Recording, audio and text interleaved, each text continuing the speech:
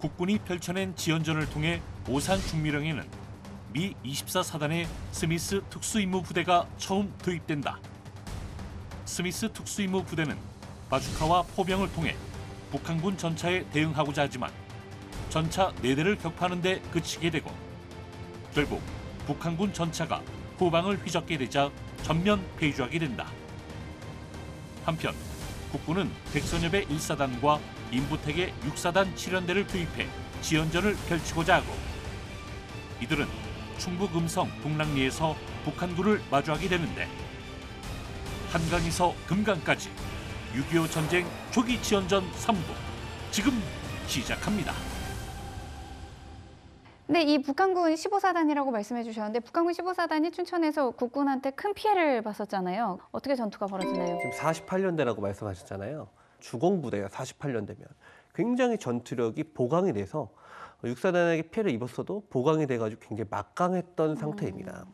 그 상태로 이제 밀고 내려오는데 무국내 일대에서 조우전을 벌이고 나서 이제 동락리 일대로 국군 제6사단 7연대 3대대 이남호 소령이 지휘하던 부대가 있었어요. 이 부대가 방금 박사님 말씀하신 전에요. 북한군 정찰대와 만나서 1년의 조우전을 벌입니다. 그리고 다음 날 7월 6일 아침 08시에 차량으로 동락리에서 갑자기 6사단 7연대 3대대가 철수를 하기 시작합니다. 그래서 음성 북쪽 6km 지점인 견학리까지 차량을 타고 가요. 대대 전체가 부르릉 하고 가니까 뭐 적들은 잘 들렸겠죠. 네. 가는데 산을 보면 산이 이렇게 능선이 이렇게 있으면 꼭 산그늘이 지는 곳이 있어요. 있죠.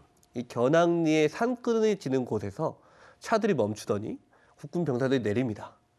그리고 이 3대대 장병들은 다시 은밀하게 산 쪽으로 기동을 해서 원래 진지를 점령을 합니다. 그러면은 피난민들이 볼 때는 국군들은 다 철수한 걸로 알 거 아니에요. 그럼 북한군들은 내려오다가 결국 첩보 누구한테 얻겠어요? 피난민들한테. 그렇죠. 피난민한테 물어보니까 국군 다 철수했다고 하는 거예요. 그래서 북한군 한 개 연대 병력이 굉장히 안심하고 아무런 경계나 방비도 없이 동락초등학교를 점령한 상태에서 밥 지어 먹고 수경하고 있었어요. 그런데 이 동락초등학교를 북한군이 점령했잖아요. 거기에 있었던 여교사 김재용 님이라는 분이 계셨습니다. 이분한테 물어봤어요. 국군 다 어디 갔냐? 물어보니까 다 도망쳤다고 이분이 얘기를 한 거예요. 그러고 나서 자기 잠깐 집에 갔다 올 테니까 잠깐만 나갔다 오겠다 라고 얘기를 하고 4km를 그 길도 없는 산길을 헤치고 와서 국군을 찾아다닌 거예요. 그리고 나서 국군을 만나서 6사단 그 2대대 장병들을 만나서 북한군이 지금 동락초등학교에 수경하고 있다라고 이제 얘기를 해준 겁니다. 그래서 2대대장 김정수 소령이 644고지로 이동을 해서 보니까 1개 연대 병력이 정말 아무것도 안 하고 놀고 있는 거예요. 근데 적병은 1,000명 이상, 10문 이상의 야포를 가지고 있었어요. 그 수십 대의 차량이 있어요. 근데 이 김종수 대령이 지휘하는 대대는 300명, 기관총 한정, 81mm 박격포 한 문이 전부예요. 일개 중대 활약도 안 되는 거죠. 그렇죠. 그런데도 중대장들이 지금 당장 공격해야 된다라고 건의를 합니다. 그래서 대대장이 그 공격을 결정을 하고 명령을 하더래요. 그런데 이게 지금 말은 쉬워 보이는데 이동을 하려면 5중대와 6중대가 개활지와 도로를 건너가야 돼요. 북한군한테 보이면 끝이에요. 그렇죠. 근데 너무 방심했나 봐요, 북한군이. 못 봅니다. 개활지로 그냥 오는데. 네. 그냥 간 건 아니죠. 은밀하게 갔죠. 사실 그때 6사단이 일단 전투를 해본 부대고 패주하는 거하고 싸워서 이기는 게 이런 게 다른 거야. 그러니까 저게 개활지 도로 건너가는데 겁먹은 애 있으면 분명히 깡통 소리 내게 돼 있어요. 싸워봤고 이겨봤기 때문에 저걸 한 거죠. 북한군이 방심한 거는 당연히 중요한 거고. 어떻게 지나가요? 포복하고 그래서 간 거예요. 아우 살 떨려. 교대 전진으로 하거든요. 저런 네. 것들을 돌파할 때는 네. 한 개 소대가 먼저 전송적으로 뛰어가가지고 반대편을 점령하고 있으면은 뒤에 있는 소대가 또 전송적으로 뛰어가 전진하고. 그게 안 보이나? 그게 안 걸린 게 천호신조였던 거죠. 그러니까요. 그래서 북한군이 주둔하고 있는 곳에 200에서 300m 정도 떨어진 곳들이에요. 그 명령하다 받은 고지들이. 그러니까 국군 다 도망갔다고 하니까 제대로 된 이 경계 태세를 갖추지 않았던 거죠. 밥 지어 먹고 있는데 밥 먹어야 되는데 누가 경계를 하겠어요. 제대로 된 군대였으면 그 둘러싸고 있는 그 고지군에 경계 초소를 배치를 했었어야 될 거예요. 그렇죠. 북한군도 형편없었던 네, 거죠. 네. 반증하네요. 그러고 나서 17시에 이제 한창 배급받아서 밥 먹고 있던 북한군들에게 대대적인 기습 사격이 가해집니다. 난리가 난 거죠. 북한군이 전체가 혼란에 빠져서 막 총 맞아 죽고 있는데 그 와중에도 북한군 포병들은 훈련받은 대로 아군을 향해서 야프로 조준하기 시작합니다. 그 10문이나 되는 야프로 조준하고 포진이 이렇게 올라가고 있는데 우리 81mm 박격포 한 문 있다고 한 게 포판이 안 와가지고 방열을 못한 거예요. 그때 이 박격포 부사수가 온몸이 피투성이가 된 채로 포판을 들고 와서 간신히 박격포를 결합을 합니다. 그런데 이제 겨냥대도 없고 관측경도 없었어요. 그래서 대충 눈대중으로 대대장이 300m쯤 떨어져 있다라고 하니까 소대장과 포반장이 팔로 박격포를 조준해가지고 팔에 일단 얹혀놓고 이렇게 조준해서 쐈어요. 북한군이 쏘기 직전에 우리가 먼저 쐈어요. 그 제1발이 운 좋게도 북한군 포진지 한가운데 떨어집니다. 진짜 이거 신이 도왔네. 진짜. 네. 빵 터지고 나서 북한군 포병들이 아수라장이 되고 나서 2탄, 3탄이 그 옆에 있던 탄약고에 명중하면서 대폭발이 일어났습니다. 다음 날 아침에 이제 전장 수색을 하고 패잔병들 정리하고 나서 보니까 적사살 1,000명, 다 잡았네. 포로 97명. 근데 그 중에는 북한군 연대 군수참모인 소자도 있었고 중대장 포함해서 6명의 간부가 사로잡혔고요. 30명 정도가 도주했는데 그 30명이 하필이면 도주한 방향이 아까 우리 3대대 장병들 은밀히 매복했다고 했잖아요. 네, 상큰을. 그쪽으로 도주를 해가지고 거기서 또 다 잡혀서 포로 5명 빼고 전멸합니다. 그래서 북한군 제15사단 48년대는 이 한 번의 전투로 전멸합니다. 그리고 나서 갑자기 총성 터지고 난리가 나니까 북한군도 놀랬을 거 아니에요? 한 개 대대 병력을 이제 보냈어요. 근데 그 3대대 매복 지역을 모르고 갔다가 3대대 매복에 걸려서 그 북한군들도 119의 시신을 남겨놓고 격퇴당합니다. 이게 동랑리 전투입니다. 국군이 이렇게 활약을 하고 있었는데 서쪽에서는 미군이 지연전을 펼치고 있었죠. 24사단이 이제 참전하면서 딘 소장이 이제 주한미군 사령관이 됩니다. 근데 급하니까 일단 사단장이 미군 사령관이 된 거죠. 근데 딘 소장은 아까도 말씀드렸던 호탕하고 맹장 스타일이에요. 그리고 되게 억척스럽고. 근데 키도 180, 지금은 큰 키가 아닌데 그때는 185 크고 머리도 스포츠로 딱 깎고 다니고 그 백선엽 장군 나온 비행기를 같이 탔는데 갑자기 에어포켓에 걸려갖고 막 흔들흔들 하는데 아주 뭐 태평하고 좀 약간 이런 상남자 스타일. 그러니까 싸울 때도 일단 막어예요. 그래서 지도 보고 안성 평택 라인에서 적을 저지해야 된다. 근데 이게 이유가 있었던 게 병력이 없잖아요. 거기가 제일 좁아요, 우리 허리. 그리고 안성 평택이 그렇게 사실 지형이 그렇게 방어적으로 좋지는 않은데 그래도 거기 하천도 있고 그래서 뭐 그럭저럭 뭐 언덕도 있고 하긴 뭐 우리나라 땅에 언덕 없고 하천 없는 데가 몇 군데 쌀농자살 되는데 몇 군데 제외하면 하여간 뭐 그러니까 거기 뭐 그럭저럭 막을 수 있다. 근데 이게 지금 가서 보면 우리나라에서도 사실은 평야 지역이에요. 요게 평택 전투 벌어진 데가 어디냐면 지금 그 평택 IC 있는 데인데 정말 그 지역은 좀 평평해요. 네, 진짜 평평해 거기. 네. 근데 그 라인에서 하천 하나 있고 언덕이 있으니까 그래도 막을 수 있다. 그래서 이 라인을 지켜라. 근데 이 딘 소장이 세가지고 자관 막아 이렇게 된 겁니다. 그래서 여기에 공격했던 북한군 역시 6사단 어떻게 보면 이쪽이 더 정예인데 북한군 중에서 나중에 제일 유명한 4사단 그리고 101호 땅크 사단이 들어오게 되고 여기는 21년대 스미스 부대는 이미 좀 많이 박살이 났고 34연대가 이제 여기 들어오게 되는데 7월 5일 새벽 5시에 평택에 도착을 해서 연대 본부는 청일전쟁 때 유명한 격전지인 성안에다 지소를 배치를 하고 3대대는 안성에 1대대는 평택에 배치하게 됩니다. 이때 미군은 지난 시간에도 말씀드렸지만 연대 예하에 2개 대대밖에 없었어요. 그래서 예비대가 없잖아요. 그래서 34연대장이 3대대에서 리마 중대를 이제 연대 예비대로 이제 가지고 있는 거죠. 성안에다가. 그런데 연대 전투 준비가 많이 미흡했어요. 그러니까 이 연대장 러브리스 대령 자체가 사실 2달 전에 이 34연대장이 몰래 있던 사람이 보직 해임되고 나서 부임한 사람이거든요. 그래서 예하 부대 장악 자체가 안 됐어요. 그리고 심지어 그 에이어스 중령 1대 대장이 있는데 이 사람은 한국에 와서 부임했어요. 그러니까 연대장이 이 대대장이 누군지도 몰라요. 이 에이어스 중령은 2차 세계대전 때 이탈리아에서 시작해서 독일에서까지 종전 때까지 싸우고 훈장도 받았던 양력을 보니까 되게 잘 싸우는 사람이에요. 네. 병사는 배치해놓고 기다리고는 있었는데 이제 스미스 부대가 박살이 났다는 걸 알게 돼요. 그러니까 본인도 아는 거지. 아, 이게 앞에 저게 만만치가 않구나. 그럼 이제 어떻게 해야 되냐. 그리고 역시 전투 경험이 많아서 알았는데 이게 사실 고립된 상태잖아요. 뭐 어떻게 읽게 되도록 평택을 그렇죠. 지켜. 그러니까 이미 자기는 아는 거야. 이거는 방어가 아니라 고립이에요. 이렇게 되니까 에이어스 중령은 절대 포위돼서는 안 된다. 이걸 머릿속에 딱 가지고 전투를 하겠다라고 생각을 하고 연대에서도 최대한 적과 접촉은 하되 유연하게 행동하라는 식의 명령이 내려옵니다.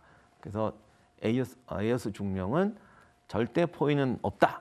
요거를 이제 명심하고 이제 기다리고 있었죠. 이게 그럴 수밖에 없었던 게 원래 딘 소장이 34연대 본부까지 갔어요. 갔는데 그때까지는 스미스 대대가 깨졌다는 사실을 몰랐어요. 보고도 안 들어왔고. 근데 하필이면 이 딘 소장이 왔다가 결국은 대전으로 가서 주한미군 사령관이니까 전체 전선을 관장해야 되잖아요. 대전으로 이동했어요. 이동한 사이에 스미스 대대 패잔병과 그 포병 대대장이 와서 북한군이 이렇게 세다. 우리 깨졌다라고 보고를 한 거예요. 근데 그 자리에 바스 장군이라는 포병 사령관이 있었어요. 부사단장 비슷한 역할을 하고 있었어요. 그 사람은 이걸 들은 거죠. 근데 사단장은 지금 깨진 사실을 몰라요. 그 바스 장군이 그걸 듣고 박사님 말씀처럼 그럼 이건 고립이야. 여기서 싸우면 안 돼. 접촉만 유지하고 천안으로 퇴각해서 천안에서 결전을 해. 라고 명령을 해요. 근데 러브리스 대령이 굉장히 신중한 사람이거든요. 포병 사령관의 명령을 내가 들어야 되나? 사단장 지침이 아니잖아요. 네. 고민하다가 어쩔 수 없다. 그냥 바스 장군 말대로 하자라고 해서 그렇게 지시를 지금 대대장한테 내린 거죠. 네. 에이어스 대대장은 그 지침을 듣고 네. 연대장님 지시니까 그렇게 해야겠다. 천안으로 빠져요? 빠지겠다라고 이제 생각을 하고 있는 상황인 거죠. 근데 사단장은 절대 지켜라고 명령을 해놓은 상태인데 지금 이 그럼 상황인 약간 거예요. 전달들이 좀 약간 어긋나 있네요. 그렇죠. 그렇죠. 그리고 이게 그냥 빠져가 아니라 전투는 하되 불리하면 유연하게 빨리 빠져라고 딘 소장은 결사적으로 막아라 이렇게 된 거예요. 그리고 7월 5일에 이 대전차 공격조가 적전차 한 대와 접촉을 해서 교전을 벌였지만 명중시켰는데 역시나 격파에 실패합니다. 그러니까 이제 대대장은 국군, 우리 한국군의 육군본부에 요청을 해요. 교량 폭파주를 보내달라 해가지고 그 근처에 있는 다리들을 다 폭파시켜 버립니다. 전차 못 넘어오게. 네. 네. 7월 6일 새벽 04시에 전차를 앞세운 북한군이 북한군 제4사단이 국도를 따라 남하를 했거든요. 2개 연대가 13대 전차를 앞세우고 왔는데 교량 끊어져 있잖아요. 뭔가 수상할 거 아니에요. 그러니까 전차병이 내려서 교량 상태를 보고 있었어요. 그러니까 대대장이 전차가 멈서자마자 쏴! 하고 명령해가지고 포격이 집중 포격이 떨어져요. 그런데 전차가 이제 바로 전차포로 반격을 하면서 상계에서 개울을 건너기 시작합니다. 북한군 보병들도 그대로 퍼져가지고 진지들을 둘러싸면서 공격을 해오기 시작해요. 그 상황에서 열심히 미군이 교전은 벌였지만 그 전날에 비가 내렸거든요. 아, 이렇게 비가 와. 왜 이렇게 비가 그날 와? 아니에요? 아까 그날? 네. 그래서 진지에 물이 고여가지고 대부분의 병사들이 진지 밖에 나와 있었어요. 그러니까 총기 수입이 돼 있을 리가 없죠. 없죠. 많은 총이 불량이었어요. 장마가 시작됐구나. 네. 그래가지고 싸우다 보니까 이 대대장이 봤을 때 포위당할 것 같거든요. 그래서 이제 즉각 철수를 명령을 합니다. 그래서 접촉을 유지한 상태로 1대대가 철수를 해요. 이 명령을 수신한 34연대는 그럼 안성에 있는 대대도 공격받을 것 같으니까 철수하라고 한 거예요. 근데 안성에 있는 대대 마이너스는 전투 아직 안 했잖아요. 그 상태로 그냥 철수해 버리니까 연대장으로부터 저희 철수했습니다 보고를 받은 딘 소장은 뭔 소리야? 내가 언제 물러나라고 했어? 이렇게 되는 거죠. 진수장관 그런 명령 한 적이 없는데. 없죠. 그렇죠. 그런 상황이 지금 벌어지는 겁니다. 아니 근데 사실 정말 강한 부대는 후퇴를 잘하는 부대다 이런 말이 있잖아요. 이러면 자칫 잘못하면 우왕좌왕이 될 수도 있겠다는 생각이 좀 들거든요. 그러니까 그 부분은 사실 좀 오해가 있었기 때문에 러브리스 대령도 2차 대전 참전용사고 그러니까 현장 판단에서는 사실은 러브리스 판단이 맞아요. 그리고 무단 철수도 아니었고 명령에 혼선이 있었던 거죠. 여기까지는 비난 안 할 수도 있는데 네. 문제는 이제 에이리스 대대장이 철수를 명령했더니 병사들이 마구잡이로 트기 시작하는 거죠. 이게 한국전에서 계속 이 문제가 생기는데 그래서 한쪽이 후퇴한다 그러면 서로 엄호를 해줘야 되는데 그냥 내빼는 거죠. 이때 미군이 얼마나 엉망이었냐면 화기소대를 뒤에다 두고 고지에서 보병들이 후퇴하면 화기소대가 끝까지 엄호해 주다가 그렇죠. 빠져야 되는데 화기소대가 제일 뒤에 있다가 제일 먼저 튀어요. 그리고 뭐 순차적 없이 그냥 튀어요. 제일 심각한 건 제일 중요한 자리 도로를 차단하고 있던 게 1소대인데 여기는 연락도 안 하고 튀어버려요. 그래서 여기서부터 조금씩 문제가 생기는데 항상 군대가 훈련이 안 돼 있고 작전은 엉터리로 하잖아요. 그러면 소대장들이나 또는 소대 내의 병사들 간에 사명감 있고 훌륭한 병사들은 자기 자리를 끝까지 지키죠. 네. 상황을 모르니까. 그렇죠. 네. 겁쟁이들은 먼저 도망가죠. 그럼 누가 죽느냐? 훌륭한 장교와 훌륭한 병사가 먼저 죽어요. 이게 몇 명 죽고 나면 나중에 군대가 진짜 엉망이 돼버려요. 훌륭할수록 죽는구나라고 깨달으니까. 그렇죠. 그것도 그렇고 장교 몇 명 없잖아 지금. 그렇죠. 근데 소대장 4명인데 가장 우수한 소대장이 죽어. 그러다 보면 누가 나중에 살아 중대장이 되느냐? 제일 겁쟁이가 중대장이 돼요. 이렇게 되면 나중에 대대 연대가 무너져요. 여기서도 이제 무슨 문제가 생기면 1소대장이 소대장이 굉장히 괜찮나 봐. 네. 근데 사실 그렇게 하면 안 되는 건데 전투 경험이 없으니까 자질은 훌륭해도 가장 중요한 도로를 차단하는 가장 중요한 자리였거든요. 근데 그냥 후퇴해 보니까 이상한 거야. 뭐 이렇게 소리도 갑자기 끊어지고 그런데도 이건 너무너무 중요한 자리니까 후퇴해서는 안 된다고 끝까지 버티고 있었어요. 그러다가 이제 알게 된 거죠. 다 후퇴했다. 그럼 빠져나와야 되는데 이건 소대장이 잘못한 건데 훌륭한 소대장이니까 병사들 부상자라든가 이런 두고 갈 수 없다. 그리고 소대 병력도 흩어져 있으니까 연락이 안 되는 거예요. 그래서 저 앞쪽에 있는 애들이 명령을 못 받았을 때 해서 그러니까 확인한다고 갔다가 북한군한테 포위가 돼버려요. 전사예요. 네. 그래서 나오라고 항복하라고 그랬더니 이제 부상병들 살리기 위해서 항복했더니 바로 쏴 죽여버려요. 그래서 전사하게 되죠. 저 1중대가 병력 140명 중에 1소대장을 포함해서 40명이 전사하죠. 네. 근데 의외로 또 이 무참하게 도망간 거에 비해서는 희생자가 많지는 않아요. 원래 많이 도망가면 희생자가 좀 적잖아요.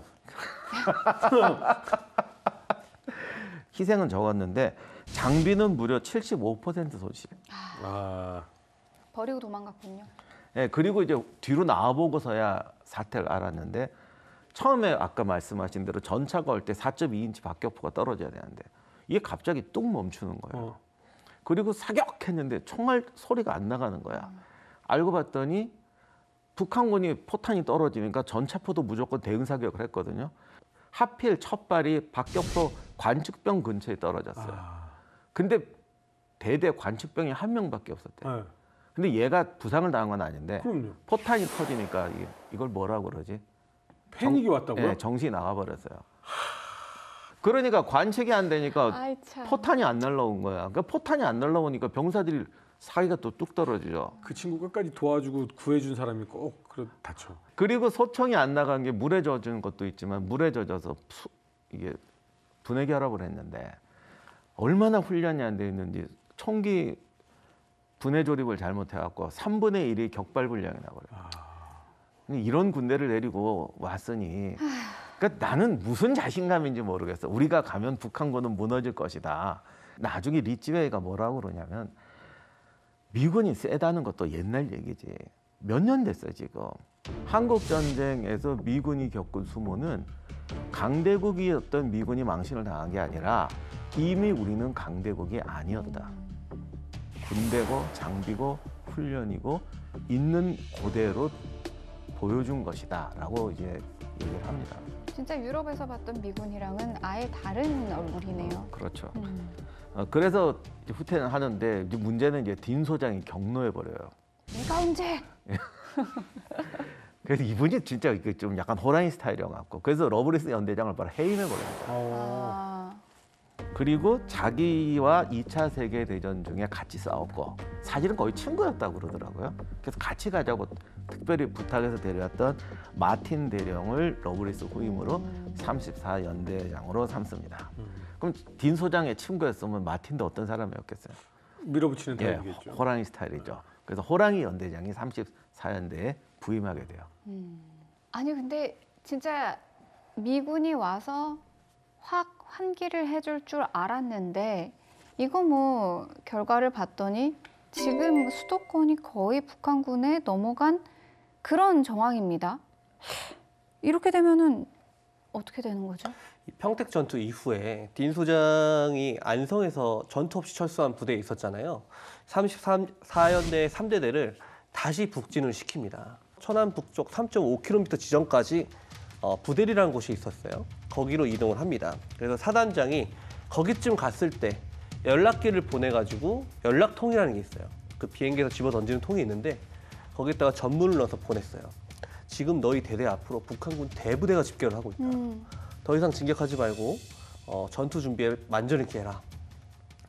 때마침 34연대 본부에 마틴 대령도 도착을 했고요. 그런데 이렇게 연대장의 결심과 기대와는 달리 3대대는 그 진출했던 지점에서 북한군으로부터 측방 기습을 받고 다시 철수를 합니다. 그렇다 보니까 마틴 대령은 천안읍이라도 지키기 위해서 천안읍을 중심으로 1대대를 안성가도에, 3대대는 천안읍 외곽에 새롭게 방어 진지를 편성하도록 하고요.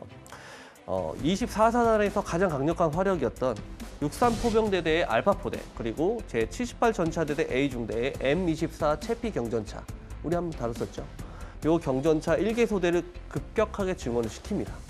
그 상태에서 여기서 결전을 치러야 되니까 장애물 지뢰를 만들어야겠죠. 대전차 지뢰를 800발이나 매설을 합니다. 무조건 막아내겠다는 거죠. 그리고 다음 날 7월 8일 새벽 06시에 천안을 정면에서 공격하는 북한군이 6대의 전차를 앞세워서 진격을 개시해요.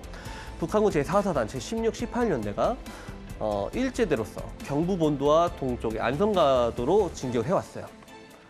그럼 지뢰지대에 걸려야 되잖아요. 그렇죠. 800발인데 네. 뭐라도 하나 터져야지. 그럼요.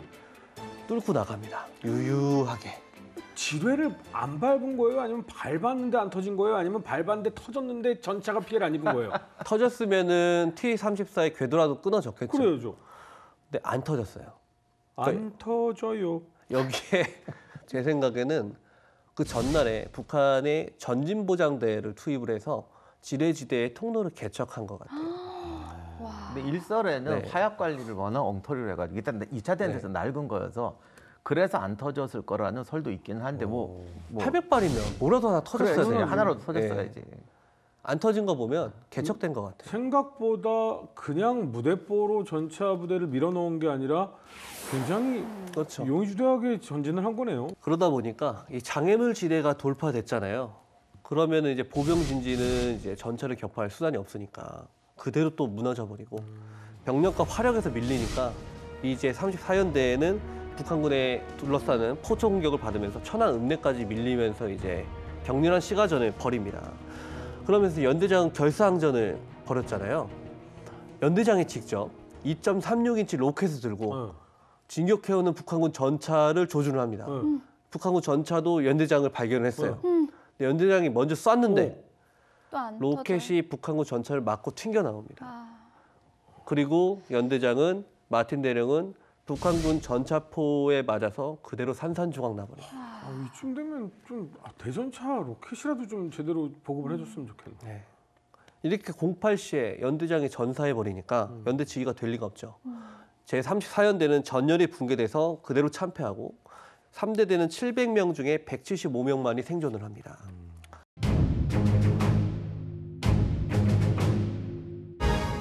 북한군을 상대로 지연전을 펼치던 국군은 충북 금성 동랑리 일대에서 방어에 나선다.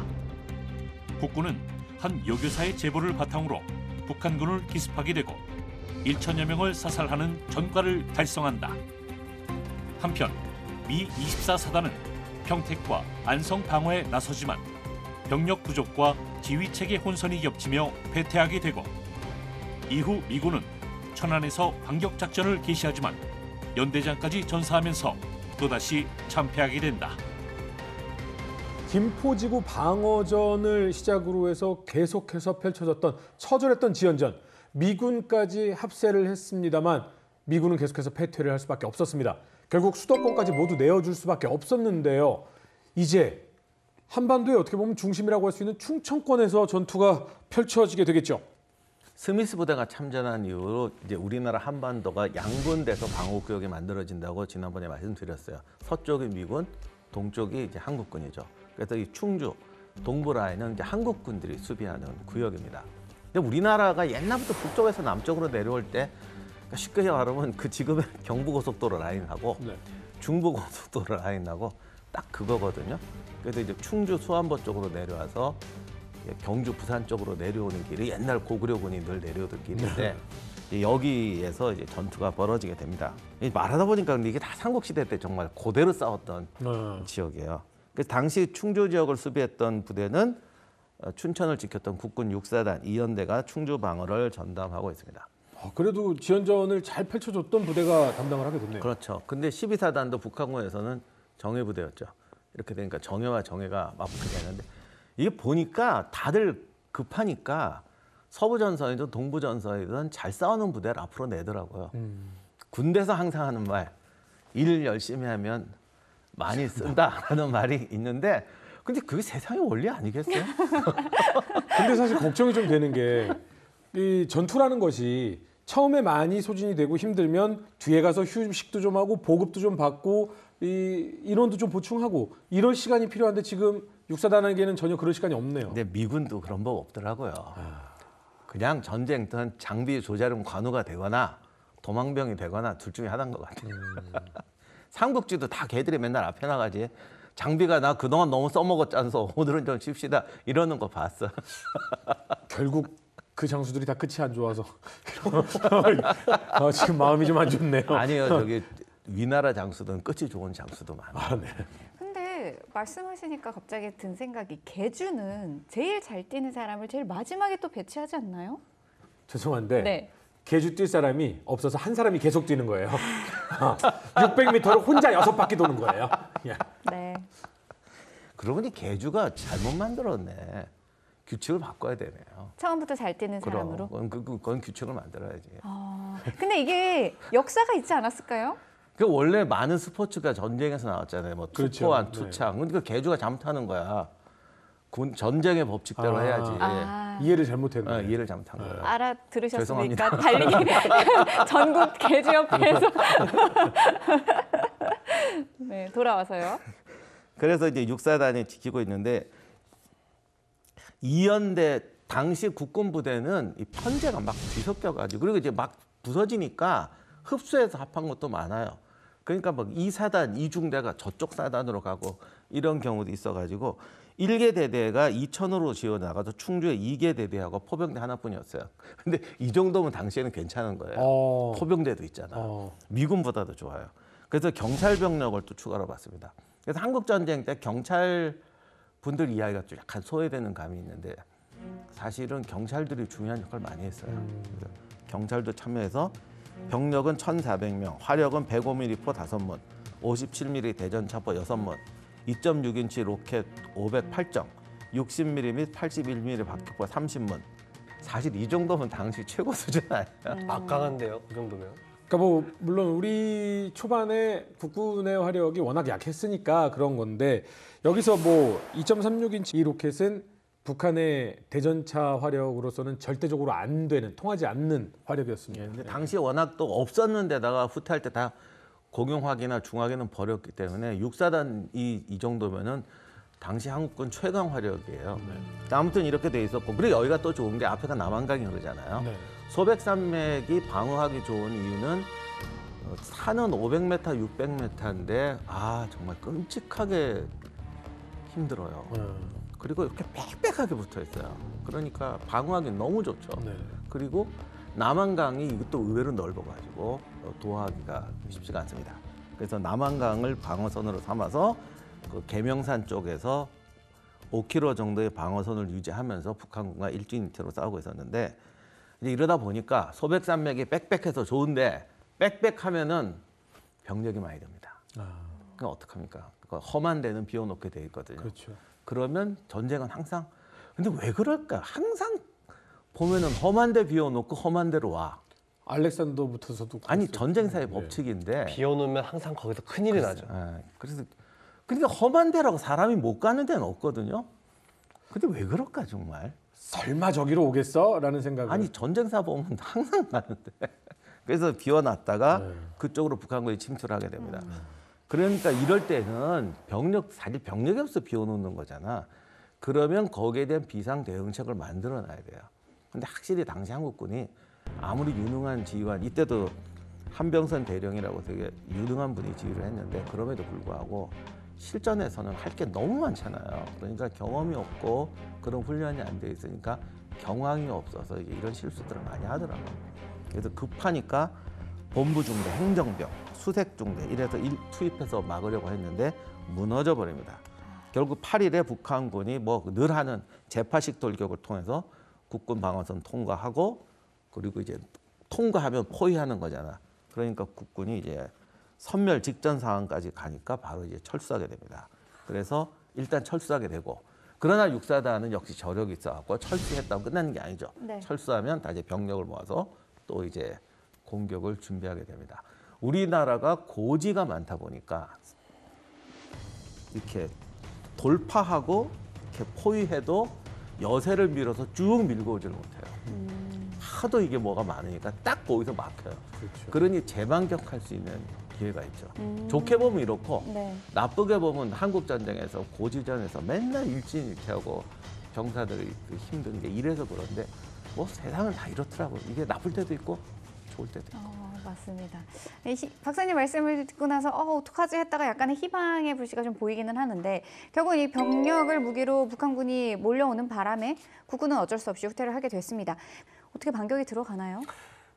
아까 그래서 그 육사단 2연대가 패퇴했던 결정적인 원인은 결국은 예비대가 없어서 그래서 계명산 동측방에 적이 들어왔을 때 거기로 반격을 갈 예비대가 없어서 패퇴한 거였거든요. 그래서 사단장인 김정우 대령이 당시로서는 긁어모을 수 있는 건 다 긁어모은 것 같아요. 4개 대대를 투입을 해서 충주를 탈환하기로 결심을 하고 이제 공격 준비에 들어갑니다. 거기에는 이제 19연대 2대대도 지원 병력으로 들어간 거였어요. 그래서 7월 9일 04시에 목벌리라는 곳이 있습니다. 여기에 도착해서 19연대 2대대가 공격하기 전에 일단 밥을 든든하게 먹어야 뭐 산을 타든지 공격을 하든지 할 거 아니에요. 그래서 4시에 아침밥을 먹고 4시예요? 네. 오. 그 이후로는 밥을 못 먹으니까. 네. 일단은 4시에 밥을 먹고 나서 이제 공격 준비를 하고 있는데 대대장이 신신당부했어요. 담배 피지 마라. 연기. 야간에 깜깜할 때 보면 산에서 담뱃불이 2km 밖에서도 보이거든요. 네, 산속에서 보면 굉장히 밝아요. 담뱃불이 의외로. 당연히 보였겠죠. 그러나 이 식후땡에 유혹을 이겨내지 못한 장병들이 있었습니다. 네. 여기서 잠시 노담. 네. 광고 담배는 가야겠네요. 몸에 해롭습니다. 해롭습니다, 여러분. 네. 몸에도 해롭고 이러다가 진짜 죽을 수가 있겠네요. 국가 안보에도 네, 영향을 미치죠. 국가 안보에 네. 미칩니다. 네, 그래서요. 그래서 누가 담배를 피나요? 핀 병사들이 있었어요. 아, 그 담뱃불을 보고 북한군이 알아챕니다.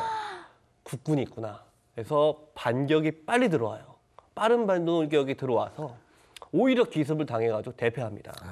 그래서 일부 병사들은 남한강으로 뛰어내리기도 하고요. 도망갈 데가 없어서. 그래서 처참하게 반격에 일단 실패를 해요.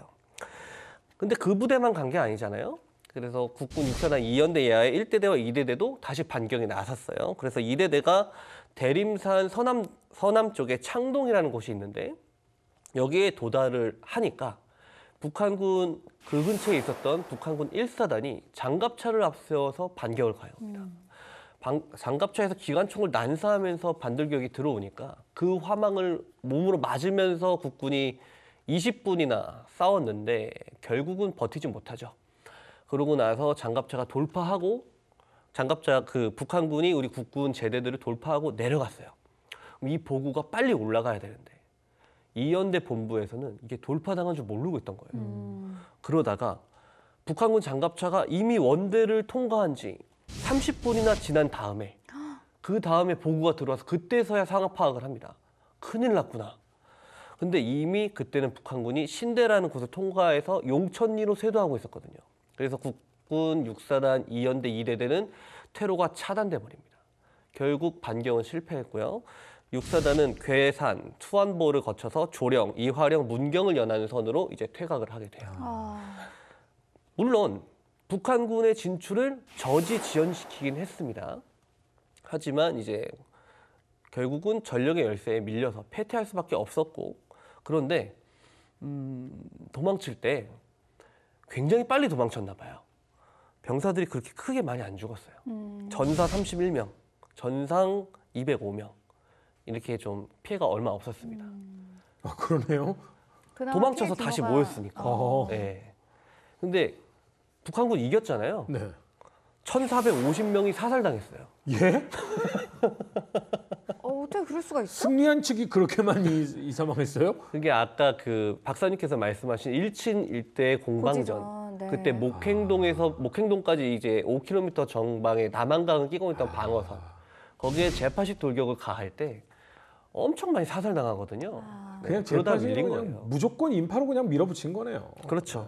그런데 반면 사람은 얼마 안 죽었지만 소총은 864정, 소총탄 34만 발, 소중한 박격포 6분이 유기를 했습니다. 그러니까 결론은 다 집어 던지고 도망쳤다. 이렇게 보는 게 맞겠죠. 다음 이야기. 천안을 함락시킨 북한군이 대전 북방의 요충지인 전위와 조치원으로 향하자 미군은 금강 북쪽에 방어선을 구축한다. 미군은 포병과 공군으로 막대한 피해를 주지만 전차를 앞세운 북한군에게 돌파당하게 된다. 한편 대전에는 미 8군 사령관 워커 장군이 도착하며 전략적 요충지 대전을 반드시 사수할 것을 명령한다. 대전 전투에 돌입하게 된 24사단은 북한군의 제8식 돌격에 의해 포위망에 갇히게 된다. 이후 미군은 후퇴 과정에서 24사단장 대인 소장이 실종되자 큰 충격을 받게 되는데 한강에서 금강까지 6.25 전쟁 초기 지원전 4부 많은 시청 바랍니다.